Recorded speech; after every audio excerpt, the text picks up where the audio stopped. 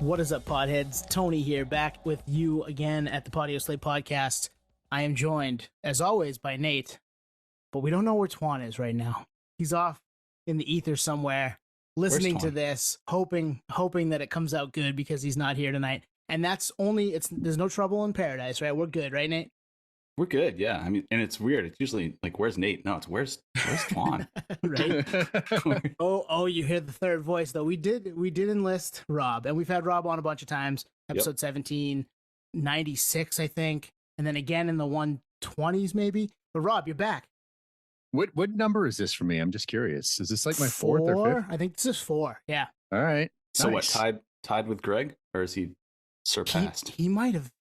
He's either 4 or 5, depending on. No, this is my 5th because we did 2 perfect songs. Mm-hmm. Yep. 2 nights of that. We did Woodstock and we did my history of CYY. Oh yeah. Radio. Yeah. Yep. So this is number 5. Screw you, Greg. Sorry, Greg. I don't even know who Greg is, but I'm just giving you shit, man. Oh, you know who Greg is. Greg from Zebrahead. You remember Zebrahead?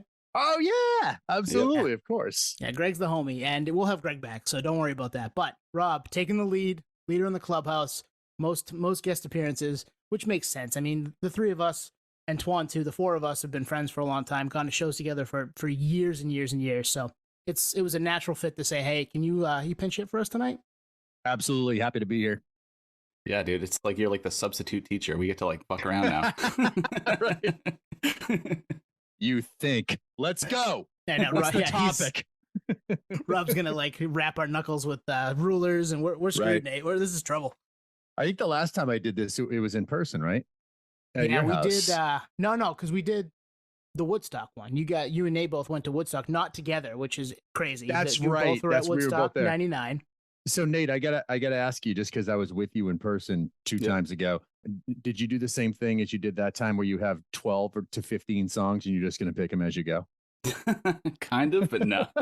I have a selection, but before we start to that point, when you told me what the topic was last night, I'm like, oh, this is gonna be easy.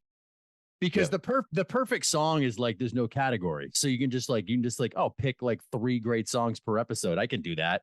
But this is my first time doing a category, and I'm like, oh, this is going to be easy. It was not fucking easy at all. Not at all. It's never easy. No, never. It's not. But I got a few here. So let's do it. Yeah, the topic tonight, some of our favorite collaborations in music, right? So we came up with, it could be anything. It could be, a producer with somebody. It could be, there's no rules. There's never any rules, but probably a song, and it's a collaboration between 2 artists in the industry or bands in the industry that, the song turned out to be gold. We love it.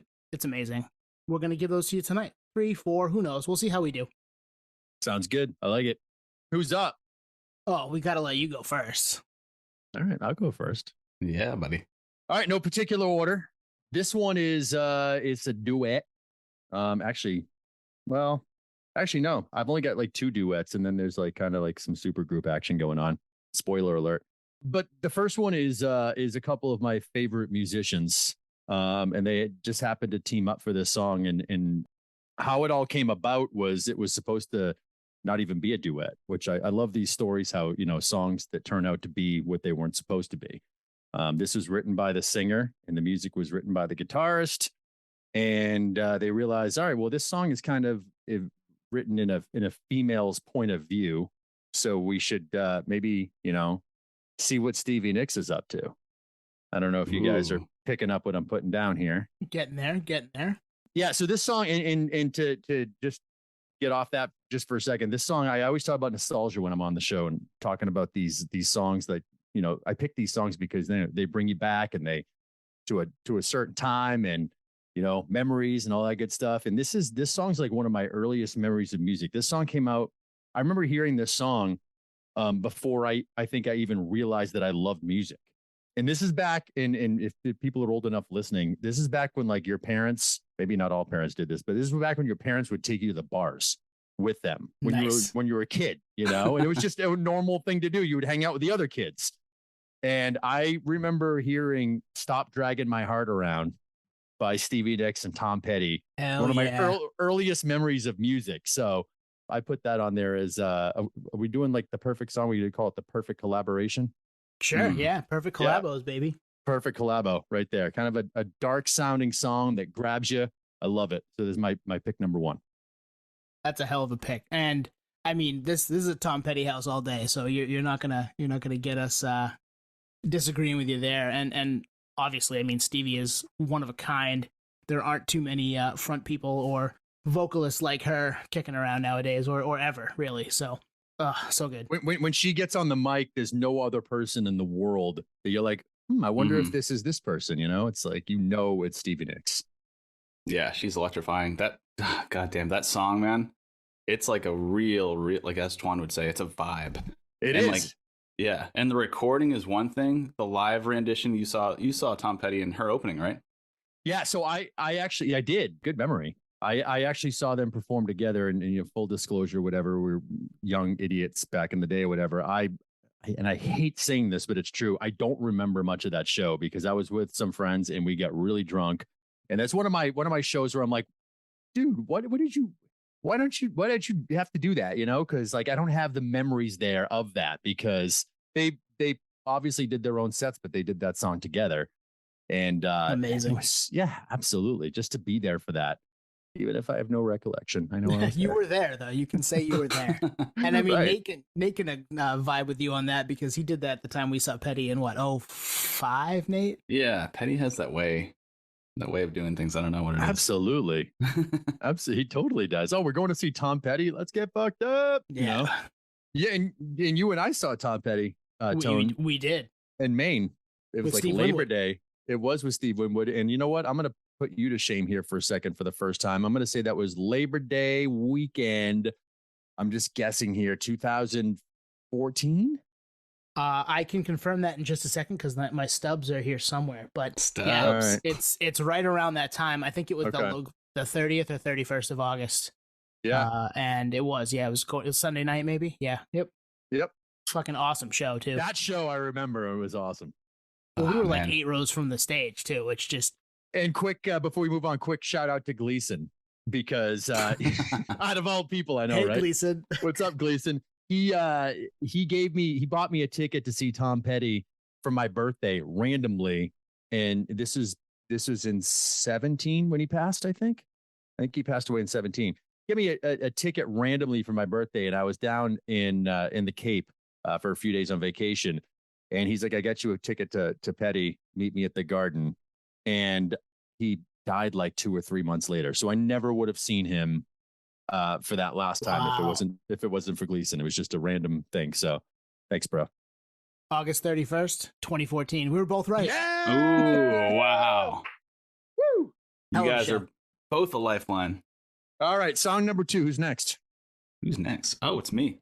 Tone's pointing to me, so I'm just going to go. I'll take the draft on this one. I studied this one then, and then it'd been a minute, and then, kind of prepping for this episode, deep dove once again, which is cool. That's like the homework that we get into with these episodes. We take it very seriously. So this collab is very unique. I don't know if you guys know this one, but the band Broken Bells. Heard of him. Yep. Heard of them. Kind of, yeah, they never really hit it big, but it's James Mercer from the Shins, amazing voice, and Brian Burton, also known as Danger Mouse, typically a producer. They worked together on a song called Holding On for Life, and it's fucking sick. Wait, hold up. That was it. That was a duet. Oh, that was just we're just doing collaborations because I remember that song. We played that on CYY. You did. And I remember the vocalist reminded me of like Barry Gibb from the Bee Gees, like holding on for life. Yes, that's actually one of my points. That's a great tune. The record's called After the Disco, and yeah, the Holding On for Life.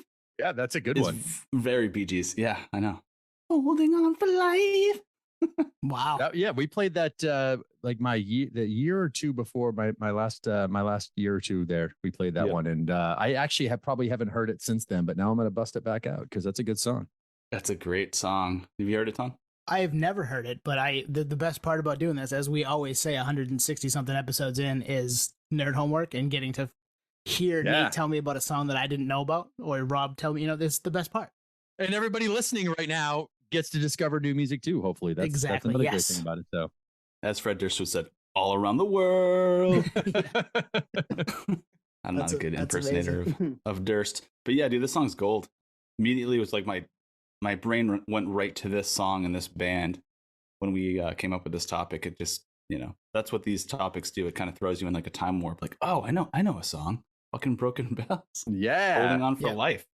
It's fun to do these because and they're all activities, exercises, whatever. But I don't think we've done one like this yet. And again, we're 160 something episodes in, so the wheels get spinning. And I did this earlier today. I was like, bang, bang, bang, bang. I got these are awesome. All right, so I'm gonna pull a Twan. I could give you kind of going out of Nate's. What was the name of that record, Nate? After the Disco. After the Disco, yeah.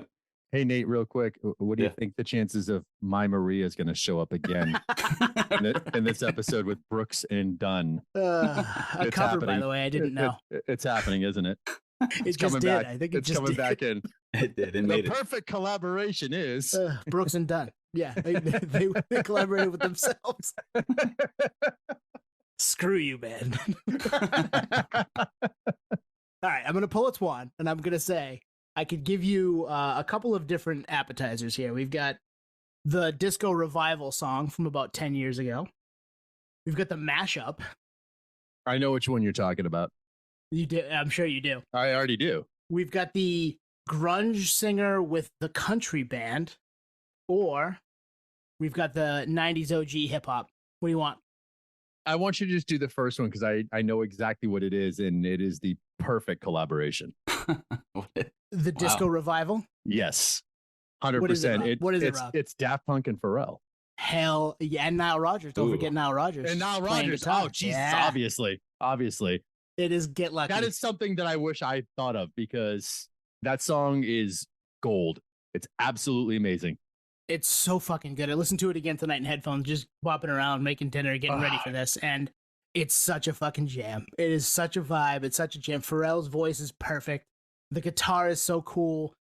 It's just, and it's very, it's disco. It's a disco revival. It's so Nile Rodgers. It's so chic. So good. Oh, the guitar in there. It's so perfect. Good choice, man. 10 years old. That song is 10. Yeah, I know. Wow. another one of those bands that finally gets their big break and becomes huge and like, we're not going to be a band anymore. Yeah. Yeah, It's we're cool. done. I'm done. Speaking of that, did you see the video they did when they announced their breakup or I actually done? never saw it. No. They just like blew themselves up in the desert for like 3 minutes. Check it out. It's on YouTube. It's ridiculous. And did they ever give an explanation for that? I saw a headline the other day. One of them said, I didn't want to be like old and a robot. It's like, okay, I mean, you could have just been you and still been Daft Punk. Like, you can still make music. I don't know. Whatever. That album was great too. There's a real freedom to make that choice. I mean, I guess living off royalties, they must have played their cards right to just, I mean, what are they doing now? Are they flipping burgers? No. Who knows, man? But They're probably doing some producing or something. Yeah. I mean, Yeah. probably could live off of royalties and what they made from that record, but I don't know. It's just weird. I hate to compare them to LMFAO, but that's like another band that popped in my head. Is like, oh, Yeah. we got huge. Bye-bye. Yeah. they are No. bigger than that though, because they had a following before, and they One More Time was huge, and they hit it Mhm. big a handful of times. But Yep. yeah, I hear you. It was weird to see them go, but I mean, the song itself, I mean, the whole record is a bunch of different collaborations with people. So if you haven't listened to Random Access Memories from 10 years ago, go listen to it. But if you've listened to us at all, you know I'm a Daft Punk fan, and that song is a crown jewel in the catalog. Absolutely. This could be another episode. I'm thinking like Stephen Perry left Journey, could have kept going. He's like, nah, fuck it. Yeah. You know, you got Yep. But then New we got Radic- then we got Oh Sherry, which is the best song ever. True. And then you got New Radicals, which we've talked about on here. What you told me this, Rob. The guy's like, I want a gold record, then I'll retire. And he got a Yep. gold, he got a platinum record, I think. And they never toured. Yeah. Wild. They never toured. Nope, that was it. Be careful what you wish for. Great album. That's another great album right there. I Like know, if you've just heard You Get What You Give and you love it, go listen to Maybe You Should Be Brainwashed too, because Dude, it's a great. fucking great front album. To back. Front to back for sure. Yep. All right, Rob, what do you got? Oh, I'm up again. All right. So I'm gonna go song by Brooks and Dunn. No, I'm just kidding. No, this Fuck is you, actually man. I had to. I think I was a freshman in high school, and I know you guys are gonna love this pick. And we were all freaking out about the grunge explosion because it kind of hit hard out of nowhere. And of course, it all started with Smells Like Teen Spirit. I remember watching MTV and being like, what the hell is this? This is insane. And obviously Pearl Jam, Soundgarden, Alice in Chains, they all started booming kind of around the same time. I think Pearl Jam was like the next band after Nirvana, at least for me, that I discovered. And then very shortly after, I think like music from 10 was still being released. Not 100% sure, but I think it was. All of a sudden, there's this collaboration that kind of came out of nowhere. And still to this day, I have no idea what the song's about. And I've kind of been curious about it, but I just never think to like research it. Anybody have any guesses so far? I'm going to leave it to Nate, but I have one. Is it Hovercraft? No. I would have guessed either Temple of the Dog or Mad Season. You got it. It's Hunger Strike. Yeah. Temple of the Dog. Nice. Temple of the Dog, Hunger Strike. I mean, the voices of Eddie and Chris together, it's magical. And I saw the video not too long ago for the first time in years. And I was like, holy shit, they're fucking kids. Right? Oh my God, yeah. So young. Like you watch the video and you're like, holy shit. They were like in their early 20s. It's unreal. Yeah, and it's just a great song. It holds up today, and it's one of those songs that it comes on the radio, and I'm cranking it, and yeah, Hunger Strike, Temple of the Dog. So there was a whole record, right? Whole record. Yep. So it was, and I should probably remember this, but it was Eddie Vedder of Pearl Jam, Chris Cornell of Soundgarden, and somebody from Mother Love Bone, I believe, was in the band as well, and I feel like there's somebody else from another Seattle band in there that I can't think of right now. It was actually the full current rhythm section of Pearl Jam today. It was Matt Cameron, Stone Gossard. Yeah, absolutely. Yeah, they were in it. They played the music on it. Exactly. Yep. Stone Gossard, Jeff Ament, Mike McCready, and Chris Cornell. Yep. And Eddie Vedder. So it's almost like an Eddie Vedder, Chris Cornell fronted Pearl Jam. Yeah, exactly. Yeah. Exactly. Yeah. Awesome song. I mean, still get chills listening to them go back and forth towards the end of the record. She's fucking perfect. So good. And this isn't the perfect song episode, but this fits in both, right? Fits in both. Absolutely. God, you mentioned the video, and I just had like these vivid kind of images of that video because it's such a. They're like in the fields. They're like in some, with tall grass and and like not good quality video at all. Very basic video. Yeah. When you said the grass, it's like it literally looks like a scene out of Field of Dreams. It's like, whoa, what is this? Like 1989 video shot. Like right. All right, we gotta get this filmed real quick, guys. We gotta get this out. Right? So let's you guys are kind of hot right now. Let's capitalize on this shit. But one thing I want to underscore was, like you said, they were babies, but that voice on Vedder and that voice on Cornell doesn't seem like those voices would come out of someone so young. I feel like that's a voice that takes a 35-year-old to perfect, and they had it down in their early 20s. Insane. Great point. 100%. Yep. All right, Nate, you're up, man. All right, so when we brought up this topic, it was strange and interesting collabs.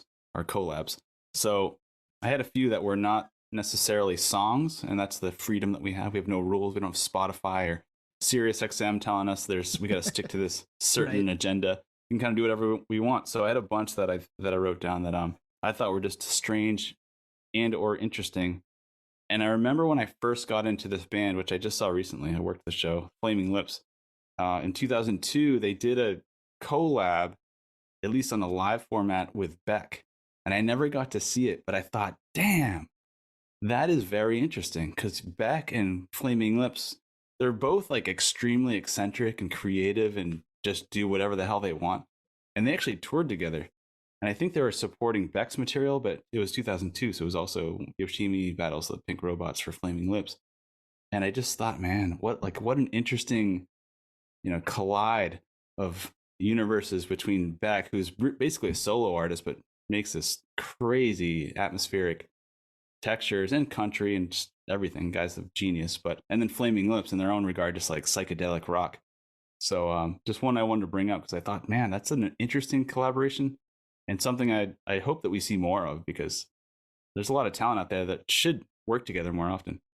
Did they record together? No, they didn't record Or together. they just toured together. They toured together, and that's why it's interesting. That's I was another gonna say, reason why can it's you interesting. imagine? Can you imagine if they toured? I mean, if they recorded together, That'd be they- wild. Exactly. that would be And incredible.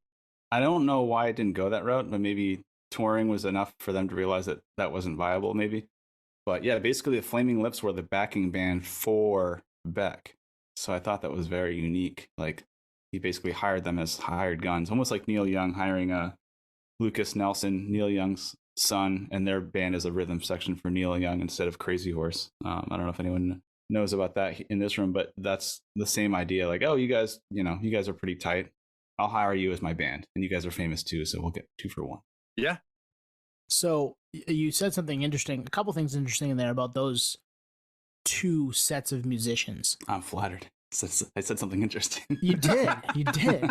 No, Beck does all those different things, and it's amazing that he can do that. Yeah. And I know we've brought this up on the podcast before. I don't know if we did with Rob on with us, but he went to the show with us. Remember we saw Beck at the State, and he opened for himself Yep. Yes. That was sick. because he could, right? He could, Right. and that's amazing. And then obviously the 3 of us met Wayne and company at the Flaming Lips show way back in 2011 in Boston. So I was just gonna say like that. I was just gonna bring that point up, and we'll have to add a picture. Gleason was with us too. Yeah, Gleason. Hey, Gleason, we'll have to put that picture on the Absolutely. podcast Yeah. because it's a great one. And Wayne could not have been a cooler guy. Dude, he was as cool of a person as you could ever meet, cool of a rock star as you could ever meet. Yeah. And like was breaking news to us about them playing in Portland 5 months later, 4 months later. We're Yep. like, that hasn't even Yep. been out yet. Can't wait to see you then. Just a badass dude. So Super nice guy and asking us questions about ourselves. And I'm oh my like, God, right. and you know me, I worked in radio for years and interviewed, hundreds of musicians, and that didn't very rarely happen, when I was doing interviews, so that was just, he crazy. was such a cool guy. Awesome guy. Hey, remember that if those of you listening right now, Rob interviewed a bunch of people. That might come up down the line. You never know. You never know. We might do an episode around that. I'm down. I saved them all. Ooh. Oh, I'm aware. Most of them anyway. I'm gonna test my editing chops here, I think, a little bit. But hey, we'll see what happens, right? I mean, we make the rules. We just made a post recently about all the stuff we collect. It's like speaking of collabs, music and like beer companies, like collaborations where they do like a Flaming Lips beer, Clutch beer, Pearl Jam beer, whatever. Posters, CDs, vinyl, all this shit. We even have like your interviews stored. ADAT, like everything. I can't wait. It's crazy. Nate, by the way, going to see hundreds of concerts with this guy. I'm a nerd with collectibles, but this dude right here is waiting for everybody to leave. We can't leave the venue until everybody clears out so he can find things on the floor that fell out of people's pockets. I have been with him when he's done that. Yes. I may or may not have done that last night at Whether it's Sunny stickers the Real Estate. or ticket stubs or a guitar pick that might have been thrown out that didn't get you. That happened once when I was with you. You found a guitar pick. I don't remember what band it was, but I'm like, Nate's going to scour the floor before we move on with the evening. A Hoarders episode is also coming up. $17. We've done a few of those, Nate. Nate's pulling stuff out of the bins, man. Oh, true. Yeah. Yeah. We've done that a couple times. Luckily, I have a storage unit for all my shit. Yeah. Yeah, it's called your uncle's camp. All right, I'm going to go next, and I'm going to give you the country artist collaborating with the grunge frontman because it fit. All right, so who did Brooks and Dunn team up with? All right, I'm done after this. It wasn't Brooks and Dunn this time. All right, last time I promise. This is Zach Brown Band, who I'm also a gigantic fan of. On his record Jekyll and Hyde, which came out in 2015, he enlisted the one and only Chris Cornell on Heavy Is the Head, which I don't know if either of you guys have heard that song, but it's fucking awesome. Cornell in his bag, Zach in his bag. There's an awesome video of them playing it together at SNL, where Zach is wearing a hat that's probably like an Abe Lincoln style hat. It's probably like, I don't know, 3 feet up off of his head. You should check that out if you haven't. I might link it in the show notes. Just a wild video. Hat, really. And yeah, great song, great record. I'm a big Zach Brown fan, seen him a couple times. But this was cool. It was like, man, the other stuff that I grew up on is like infiltrating the stuff I'm listening to today, and it works. It's like peanut butter and chocolate, man. They go together. This works. I wish we got more of it. I didn't even know that happened. Great song. I just wrote it down. I'm gonna have to listen to that. Ah, that's the best. When you write it down, you're like, yeah. I'm surprised it wasn't a single. It might have been. I can't remember. But I'm surprised it didn't get played like cross promotionally. Like we didn't hear it on country radio and rock radio. Would have been perfect. Yeah, Zach Brown Band's great too. I like him a lot too. First, I got to give you props. First of all, food analogy. Gotta shout that out. It's been a while. Yes. So maybe that'll be the new drink instead of in real time. In real time, drink food analogy. So drink twice. But Drinkception right there. Yeah. But secondly, yeah, any Cornell collab. That's two now, right? We got Temple of the Dog, and then now that just again highlights the talent that guy had.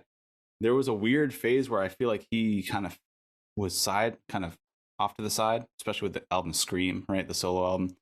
I don't know what happened. It was almost like he was like this forgotten legend. And now that he's gone, he's like regarded as Kurt Cobain status, which very well much should be. But it's weird that he fell in this weird category, especially after Audioslave, where he was just almost like in the ether. But it's like, dude, this is like Robert Plant style vocal ability and writing ability. And we've all seen him, or Rob, you and I have with Audioslave, Tone, you and I have with Soundgarden. Actually, I guess all three of us, Soundgarden.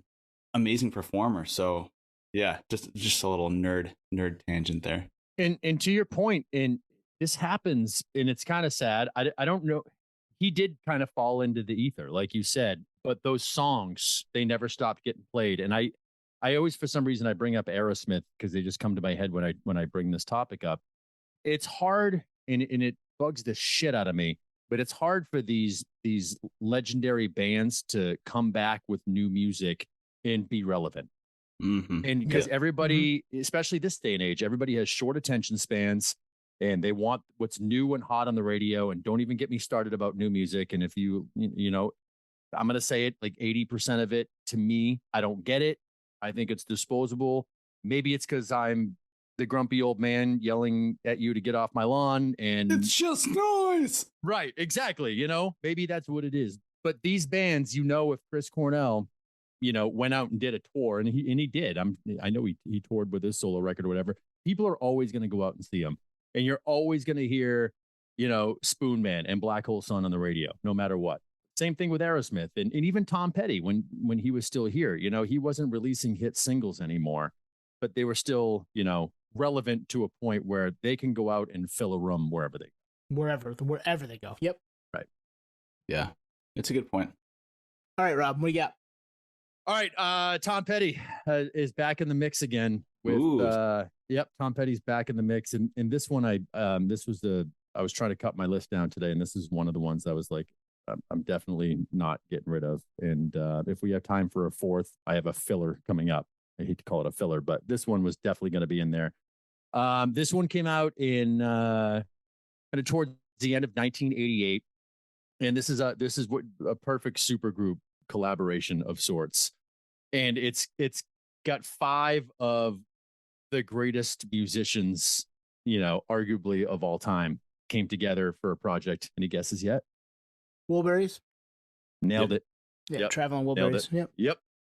So you got Tom Petty, George Harrison of the Beatles, Bob Dylan of Bob Dylan, and Jeff Lynne of ELO, and the one and only Roy Orbison all got together for an album. And my song is Handle with Care, which is the first song that they released.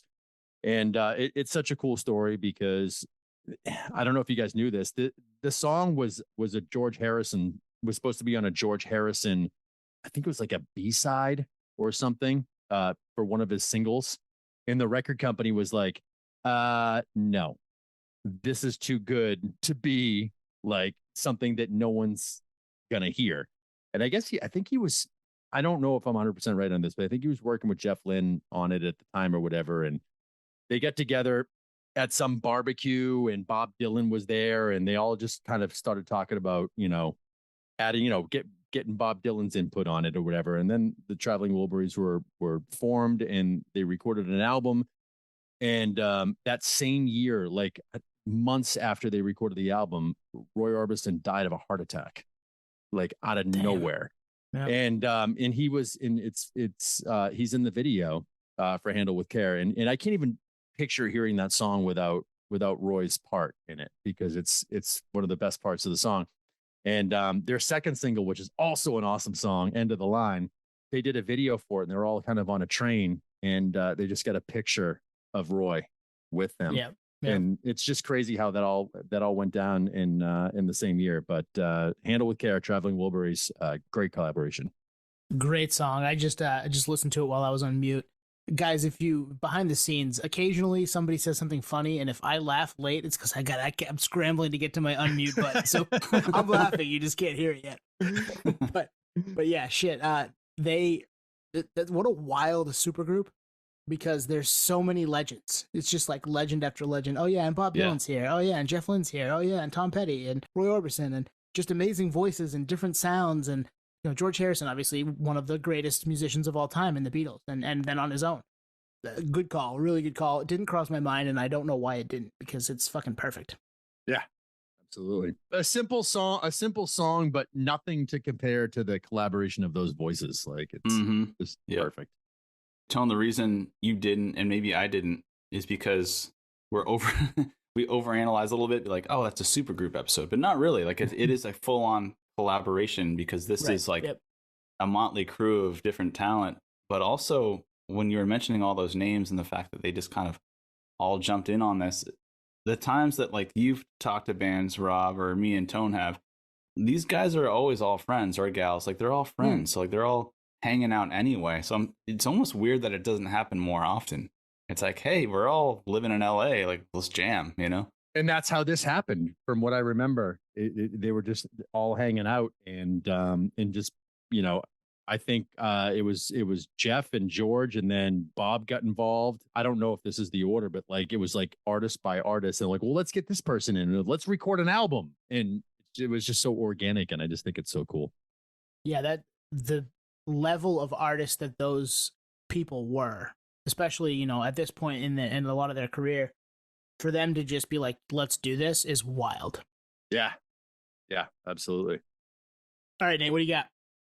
All right, so leaning more into the interesting collabs or collabos, one that just gets me geeking out, nonstop, thinking, what is interesting? What have I seen personally that's interesting? What do I think is interesting based on like a nerd level, lineage wise? And there's just a lot. I wrote down a ton, but one that really resonated with me was when Scott Weiland was unfortunately kicked out of Stone Temple Pilots.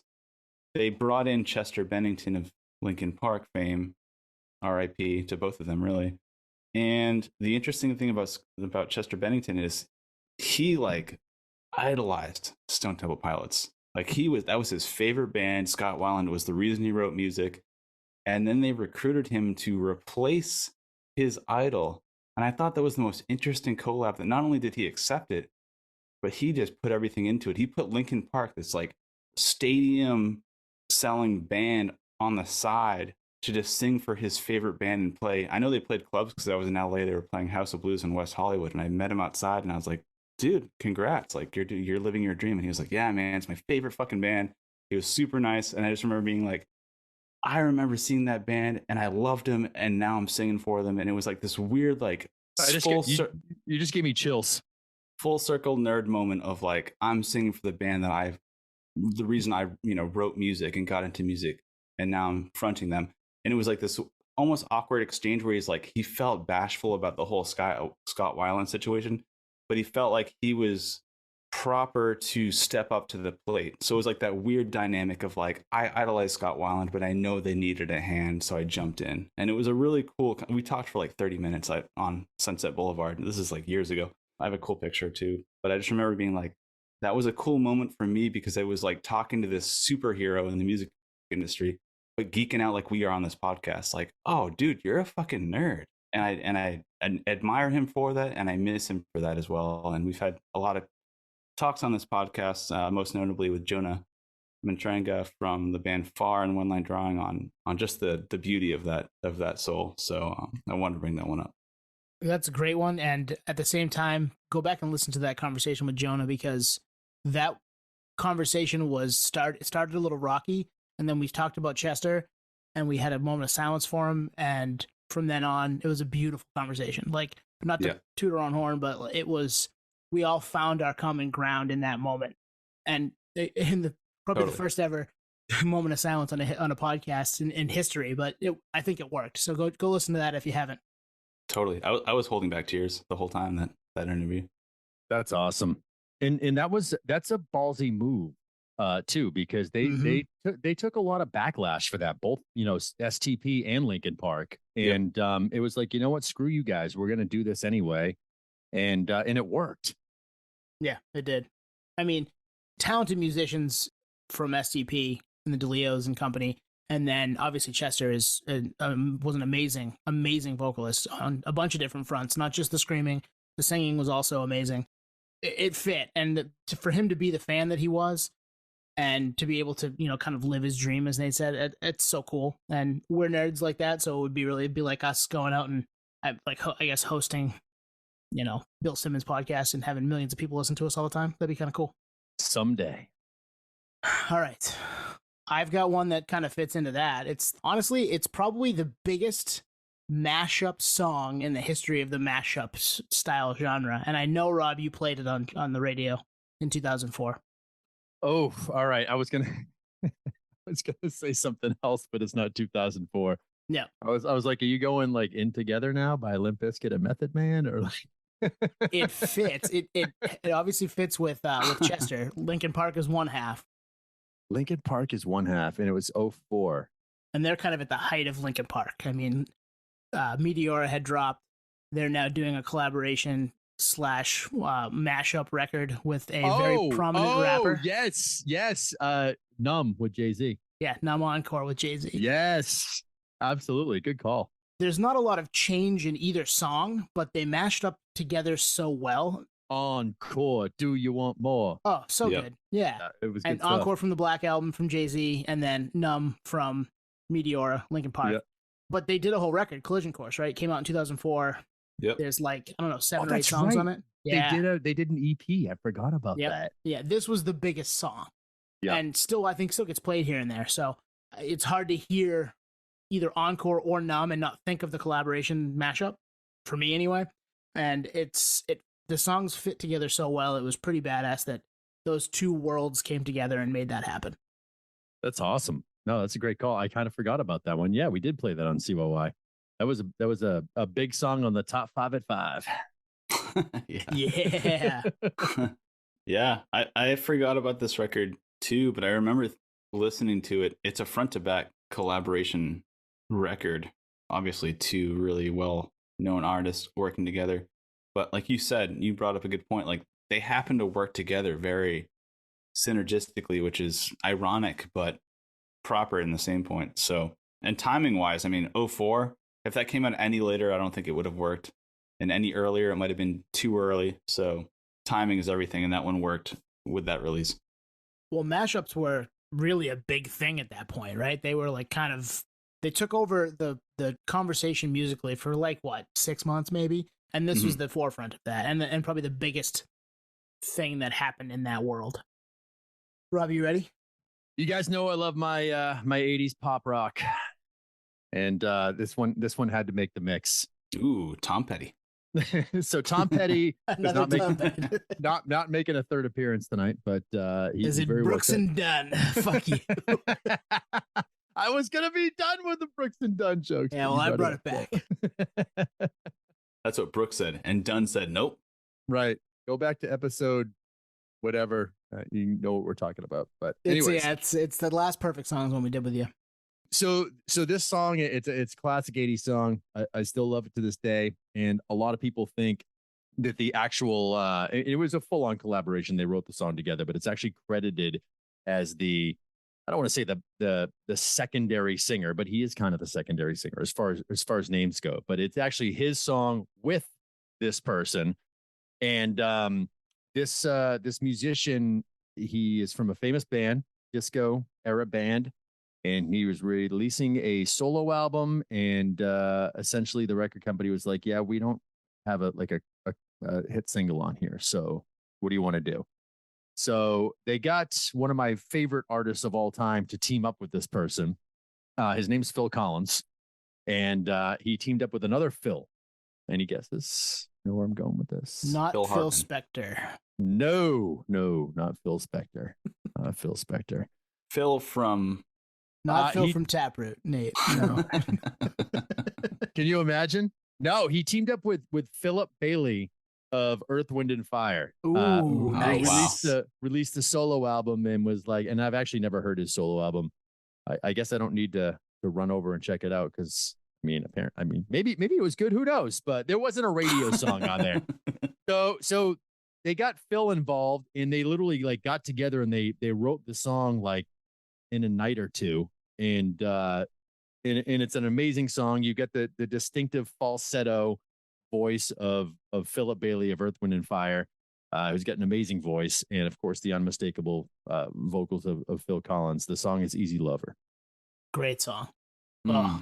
Very simple song lyrically, but super catchy and big sound, especially the intro. It's an intro that comes in so hot. It's one of those songs that like even if you've never heard it before, if it comes on, you're like, oh, what is this?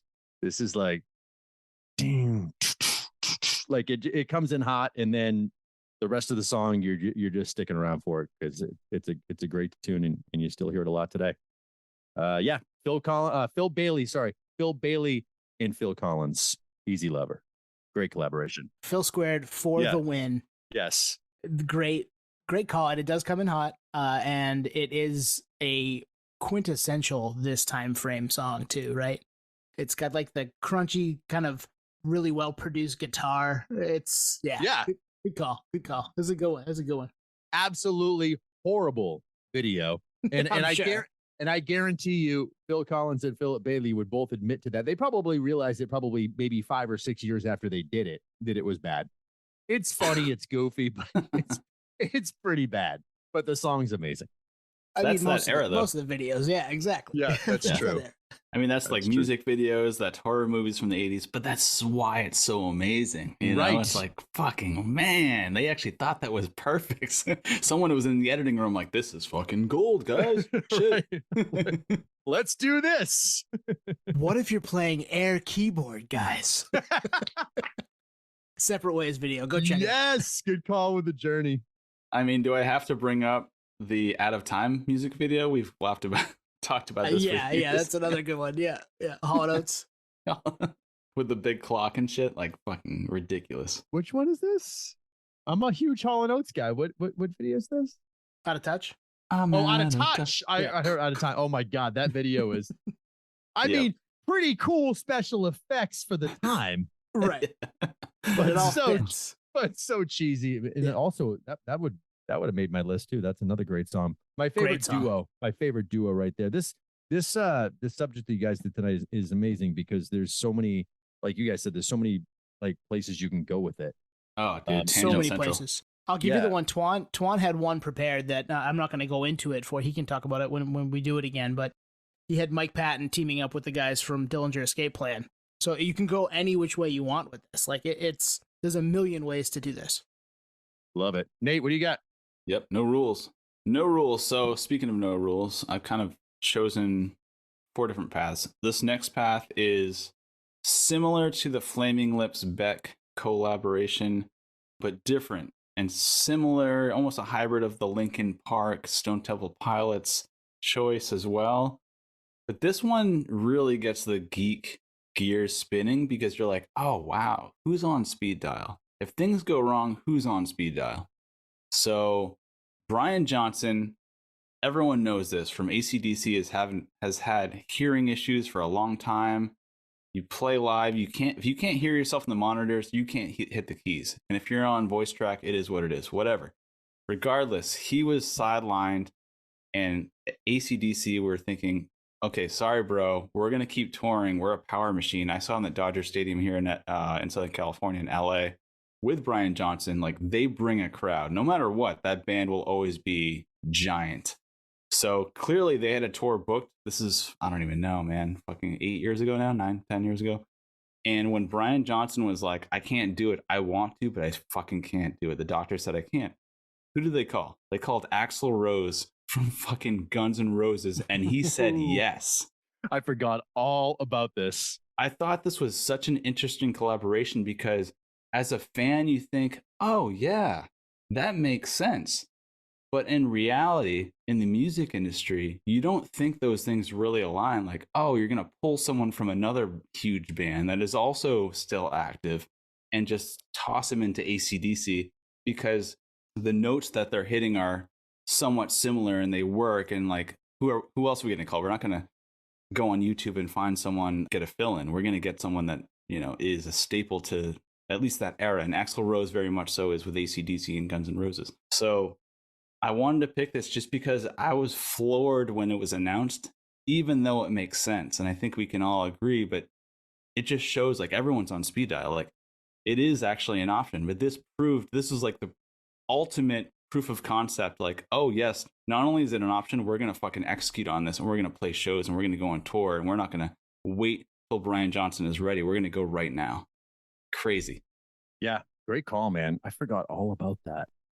And now it makes me want to pull up some YouTube videos because I don't even remember if I ever saw, him doing it. I didn't know this happened, but it makes sense. Like you telling the story, I'm like, you know what? Of all the people that might fill in, who could hit those kind of notes and maybe even make it sound, like what you would expect at an AC/DC show had it not been Axl Rose. And Axl would be the one. He's the one that would fit in for that. Well, and the venues. Right. Like I said, I saw him at Dodger Stadium. So it's like you get a replacement singer. It's like, oh, we're playing fucking baseball stadiums. We get a replacement singer. We got to go down to like arenas. Nope, we got Axl Rose. Fucking stadiums. Let's fucking stadiums go. Are fine. We can go big. That's a great one, Nate. I love the weird, interesting, different pathway you took tonight with these because there's some funky, different things to think about there. And you're right that the Rolodex for those guys is everybody, right? We'll just call whoever or AC/DC. Somebody will do it. Yeah, absolutely. All I can think of is I just want to like pull up the set list. I want to know what they did. I want to see these videos because I remember it happened. And I forgot all about it. Well, timing's everything because that was before I think Slash and Duff came back into the mix. I'd have to get fact checked on this, but I think that gave the opportunity for this to work where Axl was basically Axl in a touring lineup for Guns N' Roses where he's like, hey guys, you guys are hired guns anyway. I'm going to take this gig with AC/DC. If it was like Duff and Slash in the mix, he'd probably be like, well, no, now I'm putting your salary on hold. So it was a very much so timing thing. At that point, he and Buckethead were at odds, so it was time for him to go do something else. Yeah. I'm going to go hang out with the AC/DC guys. Bye, Buckethead. All right. I've got one for you to close us out here if you guys are ready. Oh, yeah. The 90s OG hip-hop, probably the best lyricist and maybe the best rapper ever. Cameron. It's not Cameron, but it's somebody that we've talked about a ton on the pod. Nate, you, me, and Twan, one of the best rappers, if not the best rapper to do it. Still doing it today, in his 50s. But this is 96. He's got a member of the Fugees singing the hook on the song. Oh, I thought Nate would know. Nas, If I Ruled the World. That's what I thought it was. And I for some reason, to take a step back, I'm like, with Lauryn Hill. If Twan was here, he would have gotten that. I'm just going to throw that out there. Twan's been good lately with that shit. Yeah. Yeah, Twan's next level. I'm sad that Twan's not here tonight, but he probably would have told me that a musician that I love died that I didn't know about. Yeah. So. Yeah, that might have happened. And honestly, we'll be together, probably the four of us in the same room, hopefully in the next couple weeks. So I can't wait. We'll be back to do this again. So if you don't like Rob, sorry, but you should like Rob, and this is fun, and we're going to have fun doing it again. But yeah. Off It was written 1996. If I Ruled the World with Lauryn Hill singing the harmonies and singing the hook and the badass piano beat. You can't beat this song. It's so fucking good. This is one of the first songs that I remember seeing like a video for on MTV, as an 11-year-old, 12-year-old, and being like in a trance. Like, this is so cool. This is what music is. Yeah. All right, this is what's happening outside of the, the small state that I live in, where the big city, New York, and getting all these just amazing musicians together that put stuff like this out. And obviously the Fugees were big at the time too. So Yeah, that was the Illmatic album. I think that was. It was written, the one after it. It was written. It was written. Yeah, and I'll be honest, like I wasn't super into the hip hop at the time, but I used to DJ like chem free clubs around town, and all my friends were into it. I remember that song "Clear as Day." Fuji's was huge at the time, and yeah, 96. Mm-hmm. That intro, fuck, dude. Yeah, that intro is like goosebumps. The whole message of the song is very profound message, like very much so Nas, like listen to the lyrics and you'll learn something kind of thing. Always with him. Yep. Always with him, but this song in particular, God, what an era. What an era. I remember like I was going to New York City a lot. We had a big family connection in New York. So I remember like, I want to say I like pretended to live it because obviously I wasn't living in New York City, but I understood the atmospheric vibe of these records. And Nas, like I remember listening to it on a Discman and being like, I get it, even though I don't get it. Like just being in the city with a Discman in the car, like hoping it doesn't skip. I did pay for 15 seconds of skip protection. Fucking right. What the hell? Skip protection, yes. Tell me you're old without telling me you're old, bro. Yeah.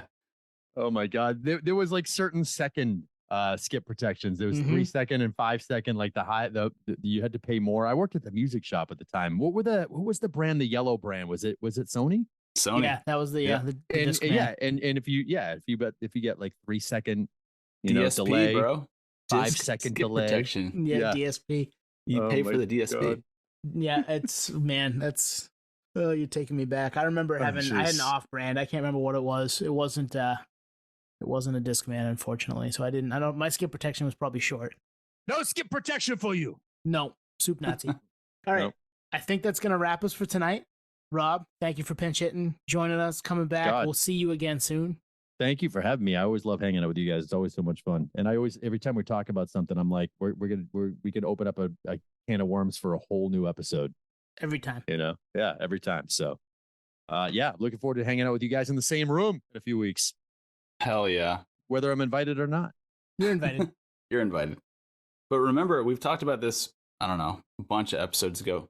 Talking about music qualifies as music therapy. So by doing this, we're actually, as Twan would say, we're avoiding copays by just geeking out, which is actually great. I love that. You can't go wrong. Yeah. I love that. Absolutely. And I mean, we'll do it again next week. We'll do it again the week after that. I don't really see us slowing down anytime soon. So if you've got, if you like this, or you've got a cool collaboration that we didn't announce tonight or come up with tonight, hit us up. All that stuff's coming in just a second. But yeah, we'll be back next week. And I'm gonna throw something out here because I feel like you guys don't do this enough, because I listen to your show and it's great. If you like what you're hearing and you come back, like these guys' posts and share it and spread the love, because if you're listening to it, chances are people that you know are into it too, and it's a great weekly podcast about music. And comment on it and share your favorite collaborations and just do it, like become part of the family. I appreciate it. We're public access. We want to be MTV a la, Tom Green, but we don't want to be on MTV. But you know what I mean? Yeah. We do want to make it. I'd be pumped to play clubs. Let's do that next. Rob, thank you for those kind words. And yeah, hey, check us out. Follow us at Potty Slaves everywhere. It's coming up in a second. And we'll be back next week. Peace, podheads. Cheers. Your biggest fan. It's Nate, not Stan. Thank you for listening to Potty Slave. We are at Potty Slave on Twitter, Instagram, TikTok, all of the places that you can find us on social media. Facebook, Potty Slave Podcast. YouTube, Potty Slave Podcast there. Email us at pottyslavepodcast@gmail.com. And hey, if you want to become a supporter, click on the link at the bottom of the episode and give us $1, give us $5. It keeps the lights on, keeps us going. We really appreciate that stuff. Thank you.